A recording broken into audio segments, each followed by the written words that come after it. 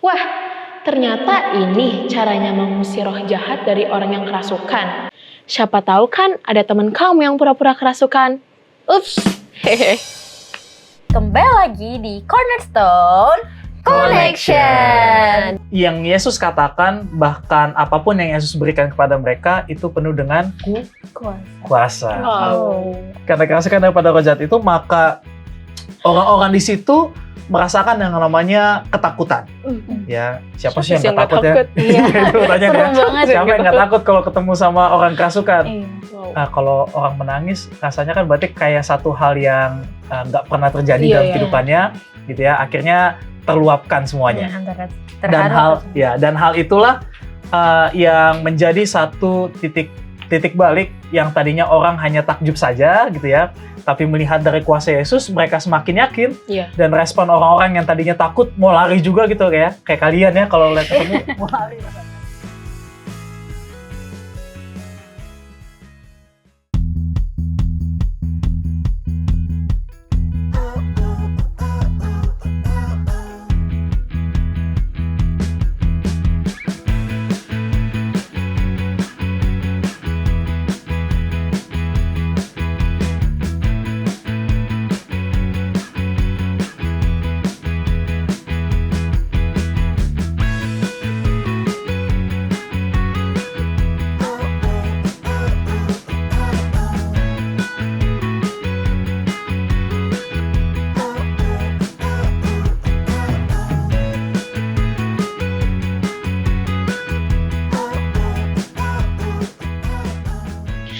Dea, Kak Dea, jangan bengong dong. Oh iya, makasih Analdi sama Kak Feli udah ngingetin aku. Dea jangan suka bengong. Nanti kamu bisa kesurupan loh. Kesurupan. Bener tuh. Ngomong-ngomong tentang kesurupan, kok kayak menyinggung pelajaran Cornerstone pelajaran ke-7 ya? Kira-kira judulnya Apa apa tuh? tuh? Coba ya, aku buka bukunya ya. Judulnya adalah Hari Ketika Iblis Pergi ke Gereja. Iblis? Ke gereja? Konspirasi apa Apa sih sih ini? Aneh, Apa agak ini? aneh gitu ya. Agak Aneh aneh tapi deh. ada di Alkitab. Oh nih. iya, benar. Oke. benar. Langsung aja gak sih kita baca-baca? Tapi langsung aja sebelum kita itu, baca. kita lupa bumbu-bumbunya Cornerstone nih. Apa tuh? Apa? Untuk teman-teman yang belum punya buku Cornerstone, kalian bisa langsung chat ke social media Hope Channel Indonesia atau nomor di bawah ini supaya Wow. kita bisa belajar bareng-bareng. Oke. Nah sekarang kan kita mau baca nih. Nah terus teman-teman Cornerstone gak mungkin dong langsung Oh dikirim bukunya. iya, benar banget ya. Nah jadi teman-teman Cornerstone yang belum punya bukunya bisa baca di dalam kitab Markus 1 ayat 21 sampai 28. Nah Oke. mulai dari siapa dulu nih? Dea deh. Oke, Oke, Kak Dea. aku ya. Markus 1 ayat 21 sampai 28. Mereka tiba di Kapernaum. Setelah hari Sabat mulai, Yesus segera masuk ke dalam rumah ibadat dan mengajar. Mereka takjub mendengar pengajarannya, sebab ia mengajar mereka sebagai orang yang berkuasa, tidak seperti ahli-ahli Taurat. Pada waktu itu, di dalam rumah ibadat itu, ada seorang yang kerasukan roh jahat. Orang itu berteriak, "Apa urusanmu dengan kami, hai Yesus, orang Nazaret? Engkau datang hendak membinasakan kami? Aku tahu siapa engkau, yang kudus dari Allah." Tetapi Yesus menghardiknya. Katanya, "Diam, keluarlah daripadanya." Roh jahat itu menggoncang-goncang orang itu, dan sambil menjerit dengan suara nyaring ia keluar daripadanya. Mereka semua takjub sehingga mereka memperbincangkannya. Katanya, "Apa ini? Suatu ajaran baru." Ia berkata-kata dengan kuasa. Roh-roh jahat pun diperintahnya dan mereka taat kepadanya. Lalu tersebarlah dengan cepat kabar tentang dia ke segala penjuru di seluruh Galilea. Wow. Berarti iblis itu datang ke rumah ibadat itu ternyata dia merasuki orang ya? Bener Iya, juga aku kira tuh. dia mau ibadah. Kayak agak gak mungkin gitu gak sih? Iya sih. Tapi kita udah dapet gak sih poin dari pelajaran ke-7 ini? Apa tuh, Yes? Jadi kalau kita tahu Yesus ini tadi mengajar di mana? Di Rumah ibadat. ya tepatnya di Kapernaum. Iya. Nah terus orang-orang ini ternyata banyak yang kagum akan ajaran Yesus loh. Bukan cuma kita nih yang kagum, ternyata Iya. orang-orang zaman dulu ketika mendengar Yesus mereka juga Kagum. Tapi Yesus ini dipandang memiliki menjadi orang yang penuh kuasa. Wah. Keren banget kan? Tapi tiba-tiba saat Yesus sedang mengajar, ada siapa tadi? Orang Ada orang yang kerasukan. Berteriak. Berteriak apa tuh Kak Dea? Dia berteriak. Dia berteriak, apa urusanmu dengan kami, hai Yesus orang Nazaret. Bahkan di sini tuh iblis itu mengakui bahwa Yesus itu yang kudus dari Allah loh. Nah, bener banget. Bahkan iblis aja mengakui ya. Iya, bukan kita doang. Ternyata iblis juga tahu kalau Yesus itu emang orang anak kudus. Allah, orang ya, kudus. ya, orang yang dari Oke. Allah. Bener banget tuh. Lalu di situ juga Yesus menghardiknya. Katanya, diam, keluarlah daripadanya. Terus roh jahat itu keluar deh dari tubuh orang itu. Amazing gak sih? Kayak Amazing wah, banget sih menurut keren aku. banget Ini loh. keren banget Hebat. sih. Tuhan tuh Keren cuman banget. ngomong kayak gitu loh, tapi bisa keluar roh jahat itu. Berarti emang menunjukkan bahwa Yesusnya berkuasa Berkuasa, banget. benar. Nah, terus setelah menyaksikan kejadian itu, pasti dong orang-orang kagum Kagum, dong. tambah Takjub kagum. lagi. Melihat bahwa Yesus sudah berkuasa, terus bisa mengusir Roh jahat. Wah, emang hebat banget ya Yesus. Tuhan kita tuh emang benar hebat Keren banget ya. banget, bener Keren banget. banget. Tapi beritanya, dan yang lebih menakjubkannya lagi, beritanya sudah tersebar sampai, Seluruh Galilea. ya bener banget. Bisa ngebayangin gak sih kayak itu benar-benar satu keajaiban di mana seluruh dunia tuh pasti kalau denger itu langsung kayak, hah, emangnya bisa? Nah, Kok dia bisa keren bener banget sih? Kalau kita di zaman Kaget itu pasti kita kayak udah shock banget Iya, ya sih. Kayak, Bener wow, banget. ini bener keren banget. Nah, terus kalau kita mau tahu lebih dalam lagi nih tentang pelajaran kita bisa masuk di segmen apa nih? Ke segmen Apakah Kamu Tahu oleh Profesor Corner. Apakah kamu tahu, menurut Barna Group, remaja sangat tertarik dengan pengalaman supernatural yang memiliki ladang eksplorasi bagi mereka. Bahkan, 73% remaja di Amerika pernah terlibat dalam setidaknya satu aktivitas yang berkaitan dengan dunia psikis atau sihir. Lebih dari sekedar membaca horoskop atau menonton media bertema supranatural. Dua aktivitas yang umum dilakukan adalah menggunakan papan Ouija dan membaca buku tentang sihir atau Wicca yang telah dilakukan oleh lebih dari sepertiga remaja. Selain itu, lebih dari seperempat remaja pernah memainkan permainan yang mengandung unsur sihir. Sekitar 1 dari 10 remaja pernah mencoba pemanggilan arwah. Wah, dan 1 dari 12 remaja telah membaca mantra atau membuat ramuan sihir. Nah, menurut kalian gimana nih tentang pelajaran yang baru Profesor Corner sampaikan? Kalian percaya atau tidak tentang hal mistis? Tulis di kolom komentar ya.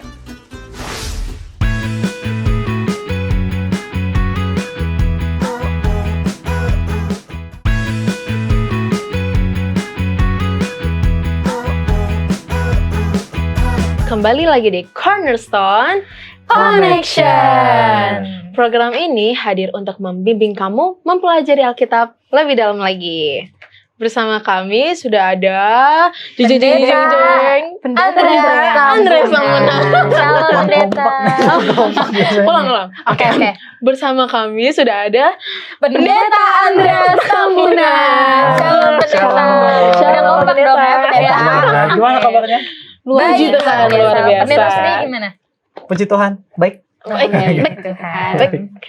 Nah, jadi pendeta, pelajaran ketujuh kita yang berjudul Hari Ketika Iblis Pergi ke Gereja. Tadi kita bertiga pasti udah review Udah dulu nih bener, pendeta. bener Kita banget. udah baca-baca dan kita udah menyimpulkan. Tapi Hmm. sekarang kita tibanya di sesi pertanyaan. Pertanyaan. Oke, tapi sebelumnya aku mau bacain dulu ayat inti kita. Terdapat di Markus 1 ayat 27. Mereka semua takjub sehingga mereka memperbincangkannya. Katanya, apa ini? Suatu ajaran baru. Ia berkata-kata dengan kuasa.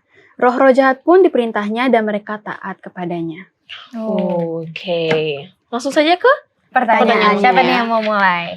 aku. Oke, udah Nggak siap-siap menunjukkan. banget ya. Diputar sendiri nggak apa? Oke, pendeta. Tadi kan kita udah baca nih pelajarannya. Nah, di bacanya itu dijelasin kalau misalkan orang-orang di Kapernaum itu takjub kepada Yesus. Nah, kenapa sih Pak Pendeta? Mereka bisa takjub kepada Yesus. Iya, kenapa ya? Kenapa ya? Ditanya mulu ya. Ya, berdasarkan pelajaran kita di pelajaran yang ketujuh ini, ya bahwa Yesus pun sendiri datang ke Kapernaum, bahkan kan selalu banyak yang ngikut ya, banyak yang ngikut, nggak mungkin sedikit, nggak pernah sedikit. Dan tadi sudah seperti yang kalian baca, bahwa apapun yang Yesus lakukan, bahkan di tempat Kapernaum ini, sebelumnya, Kapernaum adalah tempat di mana banyak orang melintas, ya. Jadi orang lalu lintas di Kapernaum, kalau istilahnya tempat singgah gitu, tempat singgah. Oke. Ya, jadi tempat singgah, banyak orang di sana, dan karena banyaknya orang di sana, maka Yesus nggak mungkin dong sedikit mendengarnya. Ya, oleh karena itu, karena banyak orang lalu lintas di sana, bahkan bukan hanya orang pedagang saja, tapi orang kaya sekalipun, orang miskin sekalipun, orang yang berkebutuhan khusus pun juga ada di sana. Tapi kan pertanyaannya adalah, kenapa sih kok bisa takjub gitu ya, Iya. pertanyaannya. Nah, inilah mengapa yang Yesus katakan, bahkan apapun yang Yesus berikan kepada mereka, itu penuh dengan kuasa. Wow. Kuasa ya, jadi penuh dengan kuasa. Bukan hanya penuh dengan kuasa, tapi kata-katanya pun juga itu adalah kata-kata yang sederhana. Ya, kira-kira kalau Oke. misalnya ngomong nih sama teman ya, ngomong sama teman, tapi bahasanya tuh bahasa levelnya tinggi banget gitu rasanya, kan nggak paham ya, Iya, bener susah banget. banget ya, susah banget dipahami. Oleh karena itu, Yesus menggunakan kata-kata yang sederhana yang orang mengerti, karena kalau orang mengerti pun juga, maka orang takjub kan, iya bener juga ya, oh ternyata dekat juga ya sama kehidupan saya ya, gitu ya. Tapi pekerjaan Yesus pun juga bukan hanya sekedar mengabarkan Injil saja, tapi juga mengadakan yang namanya mukjizat di sana. Itu dia. Keren banget sih. Kayak, akhirnya aku jadi tahu nih, kalau misalkan Tuhan tuh kalau lagi mengajar gitu, bahasanya mudah dipahami. Oke, Aku mikir kalau bener orang tuh. dulu tuh pakai Aku juga bahasa baru tahu. yang susah gitu. Sekarang gilirannya aku Ayo, bertanya. oke. Aku tuh udah kepo banget pendeta. Oh iya, boleh next dulu ya? Jangan pendeta. Jangan ya. Jadi aku mau bertanya nih pendeta. Bagaimana Yesus mengusir roh jahat dari orang yang kerasukan ini? Lalu apa sih dampak dari peristiwa pengusiran roh jahat ini terhadap orang banyak di Galilea? Oh udah. Udah, pendeta. Kirain belum. Ya, jadi perjalanan daripada Yesus sendiri kan di dalam Ka'bah juga kan. Bahkan bukan hanya itu saja, banyak orang kumpul, dia beritakan tentang keselamatan itu gitu, tentang pekabaran itu. Maka pada saat yang sama kan sebagaimana Yesus mengajarkan kepada orang-orang dan perkataannya itu kan sama seperti air gitu ya. Air itu gimana ya, mengalir ya? Mengalir gitu ya. Jadi kalau misalnya ada temen yang suka ngobrol, enak ngobrolnya, kayak gitu mungkin Ke bawah ya. arus gitu. Ke bawah Oh, arusnya iya, kayak benar. terhanyut gitu ya. Terhanyut jadi ya. Dan akhirnya karena perkataan Yesus yang seperti itu, maka pertanyaan adalah ada peristiwa yang terjadi. Ya, peristiwa yang terjadi. Apa tadi peristiwanya? Kerasukan. Kerasukan roh jahat ya. Jadi karena kerasukan daripada roh jahat itu gitu ya. Karena kerasukan daripada roh jahat itu, maka orang-orang di situ merasakan yang namanya ketakutan. Ya, siapa sih yang nggak takut ya? Iya. Itu pertanyaan ya. Serem banget. Siapa yang nggak takut kalau ketemu sama orang kerasukan? Iya. Bahkan ketemu orang gila aja takut. Kabur, pendeta. Kabur, pendeta. Kabur ya. Ya, jadi ketemu orang yang tidak waras pun juga kabur gitu ya. Gimana sama orang yang kerasukan? Ya. Bahkan orang kerasukannya pun juga sambil mengucapkan kata-kata, ya, mengucapkan kata-kata dan mengakui bahwa di hadapannya adalah Yesus. Maka pada saat Yesus melakukan pengusiran setan itu, gitu ya, dalam tubuh orang itu, maka hal yang terjadi bagi orang itu adalah dia melihat satu mukjizat cahaya daripada Kristus yang memberikan kesembuhan bagi dirinya. Ya, maka orang-orang di sekitar pun takjub. Apa benar ya ini ya satu-satunya Allah yang berikan kuasa tersebut? Ya, bukan hanya itu saja, namun dikatakan orang tersebut pun juga sampai menangis. Ya, mungkin di pelajaran kita nggak dikasih tahu ya, tapi menjelaskan dalam pelajaran kita bahwa orang tersebut sampai menangis. Kalau orang menangis, rasanya kan berarti kayak satu hal yang nggak pernah terjadi dalam kehidupannya, gitu ya. Akhirnya terluapkan semuanya. Dan hal itulah yang menjadi satu titik balik yang tadinya orang hanya takjub saja gitu ya, tapi melihat dari kuasa Yesus, mereka semakin yakin. Iya. Dan respon orang-orang yang tadinya takut mau lari juga gitu kayak kalian ya, kalau lihat ketemu mau lari rasanya gitu ya. Tapi akhirnya ya mereka melihat bahwa oh bener nih, ini nyata satu-satunya sang penyelamat itu. Maka akhirnya mereka akui, mereka tetap berada di dalam perkumpulan itu ya, sambil melanjutkan akan kesaksian daripada Yesus. Oke. Oh, aku jadi tahu juga nih. Udah menjawab banget nih, pendeta, pertanyaan aku. Yes, mau Aku nanya udah ya? Yes. Udah. Udah. Sekarang kita Oke. deh. Kadea. Pertanyaan yang terakhir nih Bapak Pendeta. Mm-mm. Dari yang pelajaran yang sudah kita baca ini, apa sih yang dapat kita ambil dan terapkan di dalam hidup kita? Oh, jadi ke aplikasi sekarang Iya. ya. Iya. Luar biasa. Baik, menjadi aplikasi daripada pelajaran kita pada saat ini, kan kita sehari-hari pasti banyak ya kegiatan-kegiatan kita gitu ya. Benar banget. Kadang-kadang juga ada nggak pernah datang ke gereja lagi ngedumel banget gitu. Pernah. Sering banget ya, ada juga kayak gitu ya. Ya, kesel sama orang gitu ya. Ke gereja pagi-pagi udah sensian banget gitu, sensi datang ke gereja. Akhirnya di dalam gereja bukannya penuh dengan sukacita, akhirnya penuh sama amarah. Iya. Ya, nah inilah mengapa dikatakan pelajaran kita bahwa iblis pun juga sebenarnya bisa datang juga ke tempat ibadah. Ya, tapi ingat iblis itu pun juga nggak bisa membaca isi hati kita. Ya, tapi iblis itu bisa baca gerak-gerik kita. Oh Ya, iya. beda sekali. Oleh karena itu, pelajaran kita juga menjelaskan bahwa ternyata untuk mendapatkan, bahkan untuk datang ke rumah ibadah pun juga butuh yang namanya ketenangan hati di dalam Yesus. Ya, jadi kalau misalnya kalian nggak tenang nih datang ke gereja nih, ya ataupun kalian lagi menggebu-gebu juga datang ke gereja, entah mau ketemu siapa gitu ya, udah ada teman-temannya, oh udah banyak pasti temannya ya. Ya, intinya adalah waktu datang ke gereja cari Yesus dulu gitu. Ya, cari Yesus karena tadi kan pelajaran kita mengatakan Yesus pun juga yang akan memberikan semua mukjizat itu, Yesus akan memberikan berkat-berkat itu. Maka hal-hal yang terjadi dalam kehidupan kita, pencobaan-pencobaan pun juga, karena kan pencobaan pun juga ada juga ya waktu kita datang ke gereja ya. Iya. Ya nggak juga nggak hanya di luar aja, dalam Benar-benar. gereja pun juga kadang-kadang bisa ada. Tapi yang membedakan pada saat kita datang ke gereja adalah bagaimana kita tetap mengundang Yesus dalam kehidupan kita sebagai umat Tuhan. Oke. Oke. Terima kasih pendeta. Makasih Sudah banyak, menjawab Pendeta. pertanyaan kami bertiga. Udah terjawab belum nih? Terjawab. Benar banget. banget. Terjawab Ya. dan semakin Jelas diberkati gitu loh. iya, dapat Benar. ilmu baru juga Benar. kan. Bener banget. Terima kasih ya pendeta. Ter the best. Dua jempol. Nah, Oke. sekarang kita masuk ke segmen apa nih?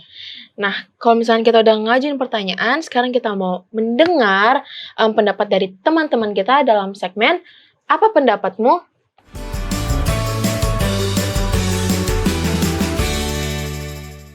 Perkenalkan, nama saya Sasa dari Sekolah Kristen Makarios.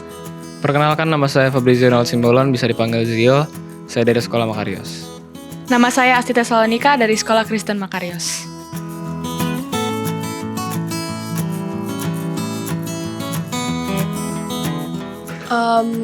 Saya tidak setuju untuk terlibat dalam hal-hal gaib karena menurut saya itu juga mengganggu kita secara spiritual, bukan secara fisik juga. Saya nggak setuju karena saya benar-benar menentang segala berbentuk dengan yang kayak segala ritual-ritual gitu. Saya nggak bakal ikut itu karena saya benar-benar menentang akan hal itu. Menurut saya tidak setuju karena mungkin hal yang bisa diakibatkan dengan hal-hal gaib itu rasa ketakutan. Tapi kuasa gelap itu nggak bisa membahayakan manusia.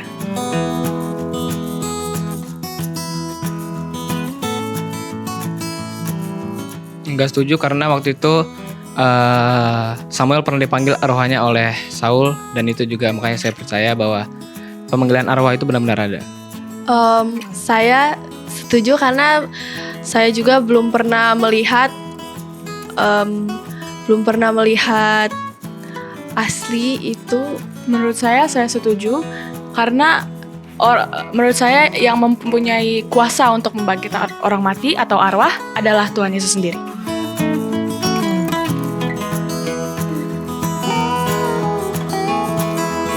Kalau dari ajaran yang saya sudah diajari dari dulu, iya. Saya setuju karena menurut saya tidak ada korelasi antara horoskop dan kehidupan manusia di dunia. Menurut kepercayaan saya itu mitos.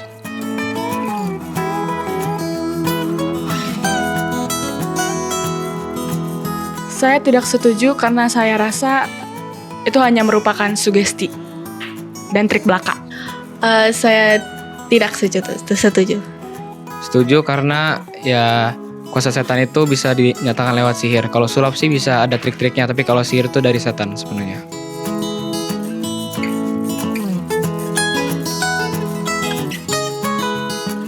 Saya tidak tahu apa yang akan terjadi kalau misalnya benar-benar dimainkan, tapi menurut saya mungkin itu bahaya. Nggak setuju, biasa aja. Saya tidak setuju karena saya memang tidak percaya kebangkitan arwah.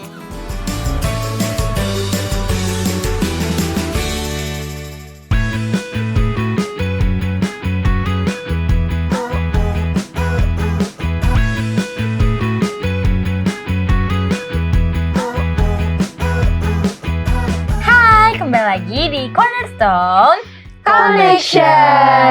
Nah, kita tadi udah denger nih pendapat teman-teman kita. Jadi mereka ada bener yang banget. setuju, ada yang nggak setuju. Nah, sekarang giliran kita nih yang kasih pendapat. Wow, Coba iya, kita Bos. mulai dari Kak Feli. Oke, aku pilih yang nomor 1 sih. Terlibat dalam hal-hal gaib itu tidak terlalu berbahaya. Aku nggak setuju. Kenapa tuh? Aku nggak tahu ya sebenarnya karena udah pernah nonton film horor sih. Kan ada kan yang cerita-cerita kayak gitu kan. Pas itu berbahaya semua. Kalau dari filmnya kayak gitu bener deh. sih. Kan Kalau lihat dari film. ekstrim gitu ya, ekstrim. Kalau misalnya terjadi benar Iya. di dunia nyata. Hmm. Aku dong tanyain aku. Ya, yes. Apa pendapatnya? Pendapat kamu. Nah, pendapat aku tuh, aku nggak setuju sama ilmu sihir atau sulap benar-benar nyata. Tanyain dong alasannya kenapa. Kenapa alasannya, Ayes? Karena kalian pasti tahu kan kalau sulap itu cuma trik. Kan bener trik doang. Jadi Oh, kayak iya. bisa aja emang tipu-tipu gitu loh, nggak real. Kecuali ya lagi-lagi Tuhan yang melakukan mujizat baru aku percaya. Itu berarti bukan ini gak sih, bukan sulap. Oh iya, Itu benar. mukjizat. Aku mau sulap. Hah? Gak ada kan.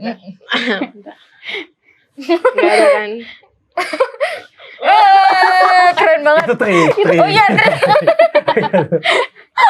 Bagus nih. Next siapa nih? Oke, KDH. Aku di nomor 3 deh. Horoskop Horoskop. adalah mitos Mitos belaka. Aku setuju sih. Karena kan Oh, iya. horoskop itu kayak zodiak gitu kan. Kayak aku nggak percaya aja itu beneran ada. Misalnya kayak dia disesuaikan, misalnya zodiak ini sifatnya begini, tapi Bener buktinya nggak sesuai sama aku. Jadi menurut aku itu bohongan sih. Ih, kita temen banget. Aku soalnya juga ngerasa gitu. Kok kita gini sih? Sekarang kita Udah, nggak tanya usah. pendapat Pak pendeta. Gimana Aduh. pendeta pendapatnya? Pendapatku ya sebenarnya sih kalau ada kodam ya, kalau kodam di bawah satu lagi itu ya nggak percaya maksudnya gitu ya. Apapun nanti itu tuh nggak percaya ya. Ya itu aja. Udah itu udah pendeta. Alasannya gak ada pendeta atau ya udah. Ya, oke, alasannya kan apa ya? Kan itu hanya nebak-nebak aja kan Oh, sebenarnya iya. kan, hanya tebak-tebakan. Jadi juga trik juga ya Buntung. Pak Pendeta. Ya buntung-buntungan aja. Padahal sebenarnya mah nggak ada hubungannya. Gitu. Nah, karena kita udah tanya pendapat masing-masing, sekarang kita bakal minta pendeta buat kasih kesimpulan. Kesimpulan. Kemudian dilanjut dengan mendoakan. Mendoakan teman-teman di rumah dan kita yang di studio. Dan pelajaran. Oke, baik. Menjadi kesimpulan kita di pelajaran yang ketujuh adalah salah satu cerita yang sebenarnya sangat dekat sekali dengan kita sebagai umat-umat Tuhan yang pada saat datang ke gereja. Sering sekali kita suka menonton akan film-film horor gitu ya, dan juga hal-hal yang lainnya berbau dengan gaib sekalipun. Maka ini menjadi satu hal yang penting, sama seperti bagaimana pemuda tersebut yang dalam kehidupan sehari-harinya pun juga tidak bertaraf. Maka ini pun juga menjadi pembelajaran bagi kita bahwa pada saat kita datang ke gereja, datang kepada Tuhan, maka fokus kita harus datang kepada Tuhan. Bukan datang ke gereja atau datang ke tempat peribadatan, maka pikiran kita menuju yang lain gitu ya, menuju yang lain. Karena hal tersebutlah yang setan pakai agar fokus kita teralihkan, bahkan makin menjauh daripada Tuhan. Seringkali pada saat kita datang ke ibadah, setelah daripada selesai ibadah, balik lagi ke setelan pabrik biasanya. Tapi ingat bahwa datang kepada Tuhan itu bukan hanya pada saat di tempatnya saja. Dimanapun itu, kapanpun itu, harus datang kepada Tuhan setiap saat. Mengapa? Lihat bagaimana pemuda tersebut disembuhkan bahkan disembuhkan oleh karena diusir setan dalam dirinya sendiri, maka dia pun merasakan cahaya daripada surgawi itu mengalir dalam tubuhnya, dan dia yakin dan percaya bahwa itulah satu-satunya yang menjadi jawaban dalam kehidupannya. Oke, langsung berdua. Iya, pendeta. Oke, baik, mari kita bersatu dalam doa.